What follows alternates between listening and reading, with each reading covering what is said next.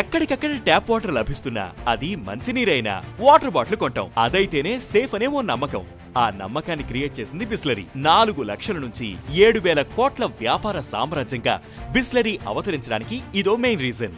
Water bottle కొనటాన్ని ఓ నెసెసిటీగా మార్చగలగడంలో ఆ సంస్థ follow అయిన స్ట్రాటజీ ఏంటి?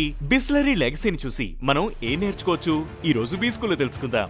బిజినెస్ లోకి ఎంట్రీ అవ్వాలంటే ఒక ఇన్నోవేటివ్ ఐడియా కానీ ఒక ఇన్నోవేటివ్ స్ట్రాటజీ కానీ ఉండాలంటారు. బిస్లరీ విషయంలో ఈ రెండు ఫాలో అయ్యారు రమేష్ చౌహాన్. అసలు బిస్లరీ ఒకప్పుడు మన ఇండియన్ కంపెనీనే కాదు. అలాంటిది వాటర్ బాటిల్ కావాలంటే ఓ బిస్లరీ ఇవ్వండి అని షాప్ వాళ్లను అడిగే రేంజ్ కు ఈ బ్రాండ్ సామాన్యులోకి చొచ్చుకెళ్లిపోయింది. నిజానికి ఈ బిస్లరీ అనేది ఓ ఇటాలియన్ బ్రాండ్. 1800s లో ఫెరోచైనా బిస్లరీ అనే మెడిసినల్ డ్రింక్ ను ఫిలిస్ బిస్లరీ అనే వ్యాపారవేత్త క్రియేట్ చేశారు. కట్ చేస్తే 1965 లో అదే పేరుతో Italian doctor Cesare Rossi and Indian business man Khushroo Suntook కలిసి మహారాష్ట్రలోని థానేలో Bisleri bottled water manufacturing start చేశారు. అప్పట్లో గాజు సీసాల్లో వీటిని ముంబైలోని లగ్జరీ హోటల్స్, రెస్టారెంట్ లో మాత్రమే నడిచేది. డబ్బులిచ్చి మంచినీళ్ళు ఎవడైనా కొనుక్కుంటాడా అనే థాట్ తో ఎవరూ పెద్దగా వాటిని కొనేవారు కాదు. రిజల్ట్, ఆ కంపెనీ 1969 నాటికి దివాలా స్థితికి చేరింది. కరెక్ట్ గా ఆ టైంలో చౌహాన్ ఫ్యామిలీ సీన్ లోకి ఎంట్రీ ఇచ్చింది. పార్లే గ్రూప్ కి చెందిన Jayantilal Chauhan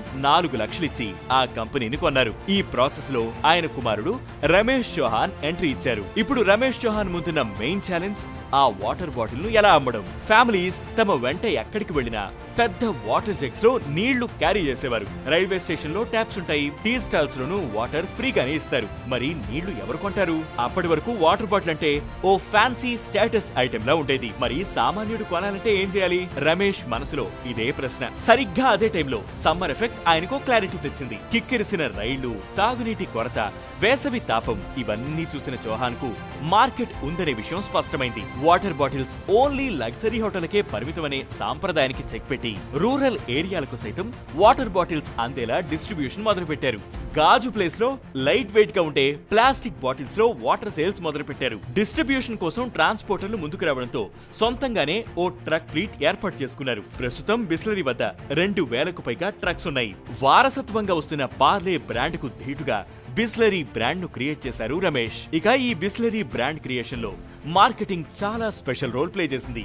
Bisleri is very very extraordinary అనే జింగిల్ తో మొదలై వన్ నేషన్ వన్ వాటర్ మొదలైన ట్యాగ్స్ తో ప్రజల్లోకి చొచ్చుకెళ్ళింది. ఇక బిస్లరీ వాటర్ బిజినెస్ సక్సెస్ తర్వాత పోటీగా కొన్ని బ్రాండ్లు బిస్లరీ బ్రాండ్స్ ను క్యాష్ చేసుకునేందుకు ఆ పేరులోని అక్షరాలను అటు ఇటు మార్చి నకిలీ బ్రాండ్స్ మార్కెట్ లోకి దిగాయి. అప్పుడు హర్ పానీకి బాటిల్ బిస్లరీ నహి అంటే ప్రతి నీటి సీసా బిస్లరీ అవదు అంటూ ఇచ్చిన కౌంటర్ మార్కెట్ లో ఓ సెన్సేషన్.